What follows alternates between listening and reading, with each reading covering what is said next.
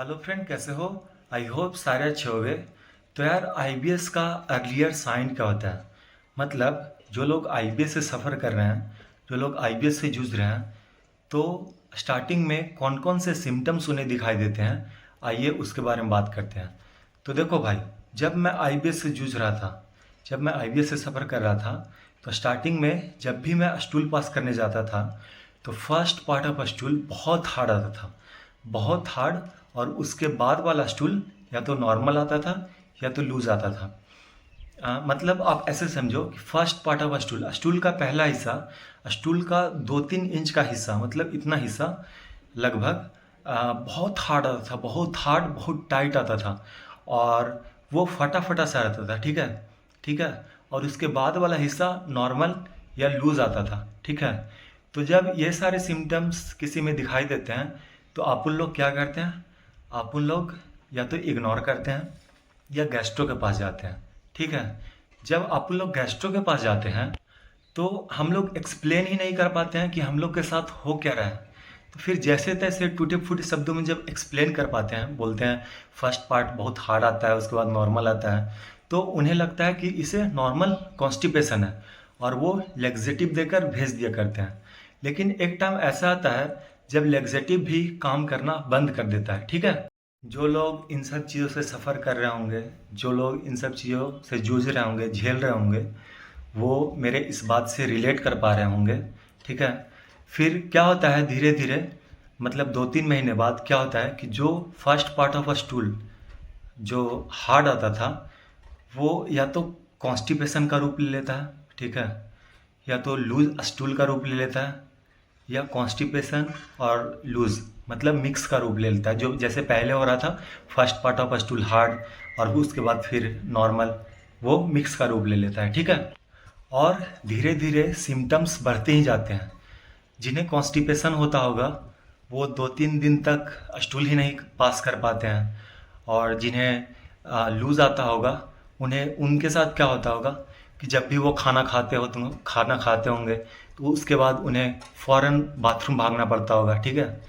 और मतलब दिन में बहुत बार, जितनी बार खाना खाएंगे उतने बार बाथरूम जाएंगे, 2 बार 3 बार या कभी 4 बार, कभी कभी इससे भी ज़्यादा बार, ठीक है।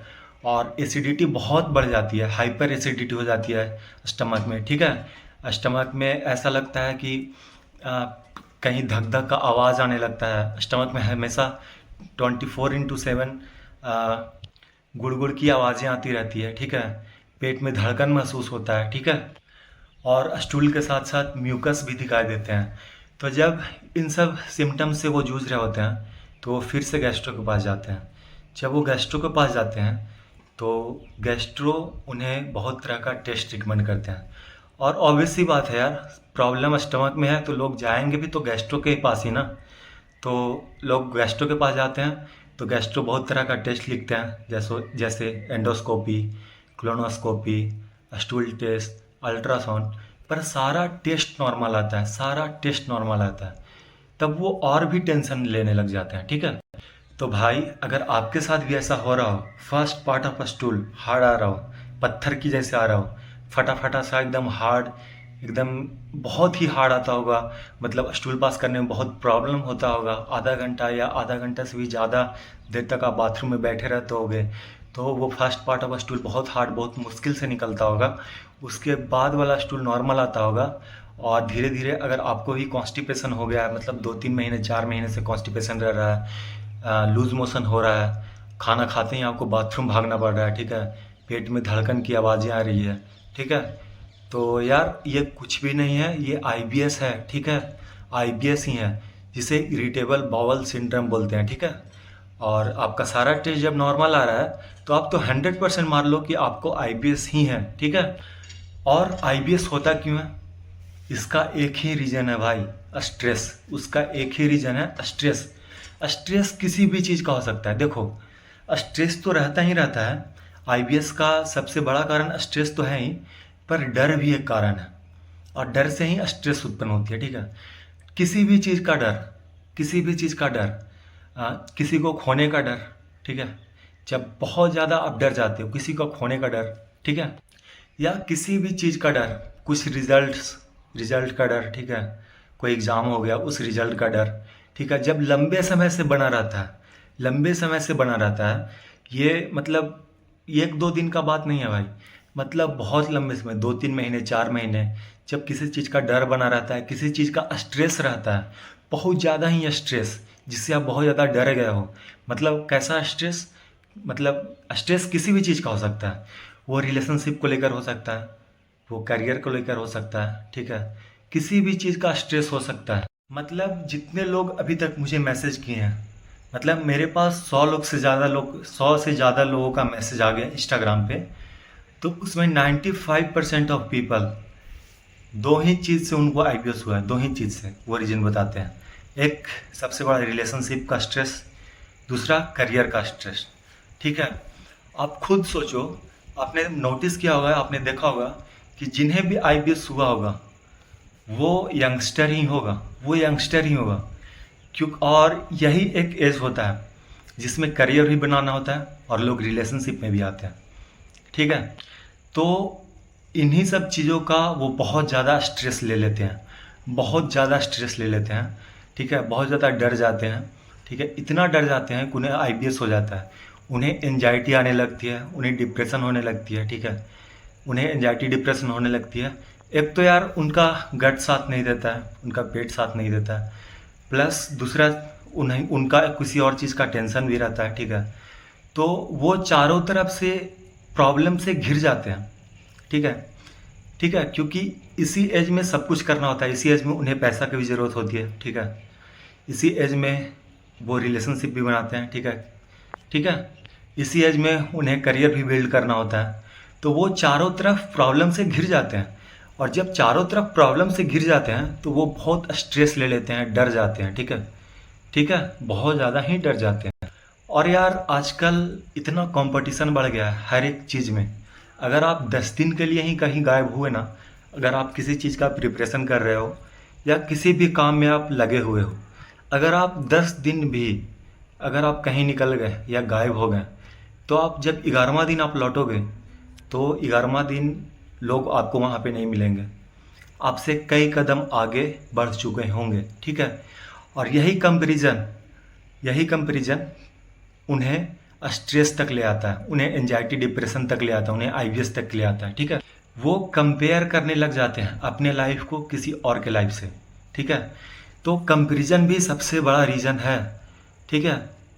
और जब वो चारों तरफ से घिर जाते हैं प्रॉब्लम से, और उन्हें कोई सॉल्यूशन नहीं मिल रहा होता है, उन्हें कोई सॉल्यूशन नहीं मिल रहा होता है, तब उन्हें पैनिक अटैक आने लगता है, एंजाइटी आने लगता है, ठीक है, उन्हें टेंशन होने लग जाती है। यार जो लोग आईबीएस से जूझ रहे हैं उन्हें इतना सुसाइडल थॉट आती है, उन्हें उन्हें इतना सुसाइडल थॉट आती है, मैं क्या ही बताऊँ।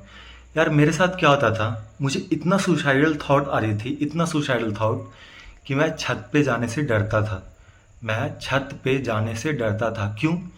क्योंकि मुझे लगता था कि मेरा कंट्रोल मेरे पे है ही नहीं, मतलब खुद का कंट्रोल मेरे पास नहीं है। अगर मैं छत पे जाऊंगा तो मैं कूद पड़ूंगा, इतना मुझे कंफर्म था कि अगर मैं छत पे जाऊंगा तो कूद पड़ूंगा, तो मैं छत पे जाने से डरता था, ठीक है। तो सुसाइडल थॉट बहुत नॉर्मल हो गया, बहुत नॉर्मल।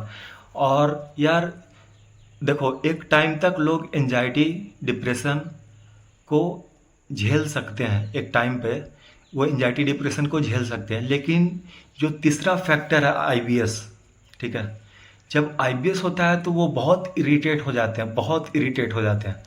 आप खुद सोचो कि जिनका पेट ही साथ नहीं देगा, वो 24 आवर्स इरिटेटेड ही तो रहेंगे, इरिटेटेड ही तो रहेंगे। देखो, अगर आप टेंशन से जूझ रहे हो, आप डिप्रेशन से जूझ रहे हो, तो आप बाहर जा सकते हो, दोस्तों से बात कर सकते हो, मिल सकते हो, कोई गेम खेल सकते हो, आप उसमें इन्वॉल्व हो सकते हो, ठीक है। लेकिन जब आप पेट की समस्या से जूझ रहे हो, आईबीएस जैसे समस्या से, तो ना तो आपको खेलने का मन करेगा, ना किसी से बात करने का मन करेगा, ना किसी दोस्त से मिलने का मन करेगा, ठीक है। आप चाहोगे भी अपना स्ट्रेस कम करना तो आप चाह कर भी नहीं कर सकते हो, क्योंकि 24/7 आपका सिम्टम पेट में दिखाई देते रहता है। और जब वो इन सब चीज़ों से जूझ रहे होते हैं तो ऑब्वियस सी बात है, उनका नींद तो उड़ेगा ही, ठीक है। तो वो सो भी नहीं पाते हैं, वो सो भी नहीं पाते हैं। और आप खुद सोचो कि जो इंसान सो नहीं पाता है तो उसका नेक्स्ट डे कैसा बीतता है, कितना इरिटेटेड रहता है, कितना फ्रस्ट्रेट रहता है, ठीक है। आप आईबीएस पेशेंट से बात करोगे तो वो ऐसे बात करेंगे, इतना चिड़चिड़ा जैसा बात करेंगे, वो इतना फ्रस्ट्रेट रहते हैं अपने लाइफ से। क्योंकि एक तो यार उनका सिम्टम पेट में 24/7 रहता है, ठीक है। दूसरा, वो सोचते हैं कि कब ठीक होंगे, कब अपने लाइफ में बैक करेंगे, ठीक है, अपने नॉर्मल लाइफ में आएंगे, कब आएंगे। और उन्हें कोई प्रॉब्लम नहीं जूझ रहा होता है, वो बहुत सारे स्कैमरों से फंस चुके होते हैं, ठीक है। वो तरह तरह की मेडिसिन ट्राई कर चुके होते हैं, ठीक है, लेकिन कुछ भी काम नहीं आता है, कुछ भी काम नहीं आता है, ठीक है। तो वो अच्छे से सो भी नहीं पाते हैं। और देखो भाई, जब आपको किसी चीज़ का स्ट्रेस रहेगा, किसी चीज़ का टेंशन रहेगा, तो आप नहीं, बिल्कुल नहीं सो पाओगे, थोड़ा सा भी नहीं सो पाओगे।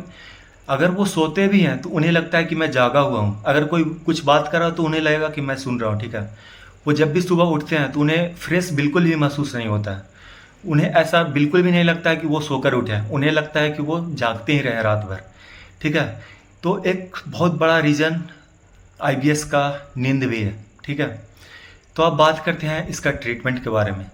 तो जैसा कि हम लोगों ने समझा कि आईबीएस स्ट्रेस से होता है, टेंशन से होता है, कंपैरिजन से होता है, ठीक है, किसी चीज़ का डर से होता है, ठीक है, नींद से होता है।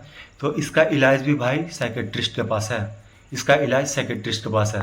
आप गैस्ट्रो के पास दिखाते दिखाते थक जाओगे, ठीक है, आपको कोई बेनिफिट नहीं मिलेगा।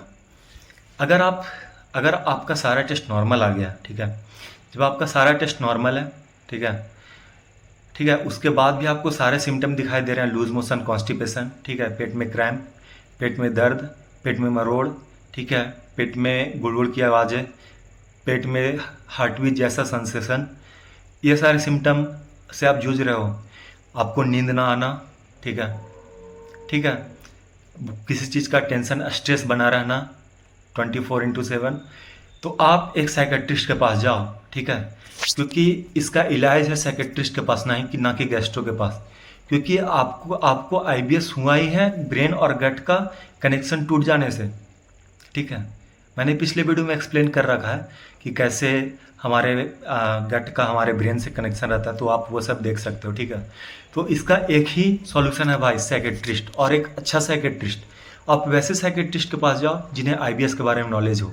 अगर आप वैसे साइकेट्रिस्ट के पास चले गए जिनको आईबीएस को खुद नहीं पता हो, तो वो क्या ठीक करेंगे, वो 2-3 दवाइयाँ दे देंगे एंटी डिप्रेसिव और आपको भेज देंगे। आप डॉक्टर के पास जाओगे तो वो दवाई तो देंगे ही, क्योंकि आप अपने सिम्टम बताओगे कि मैं सो नहीं पाता हूँ, ये नहीं वो नहीं।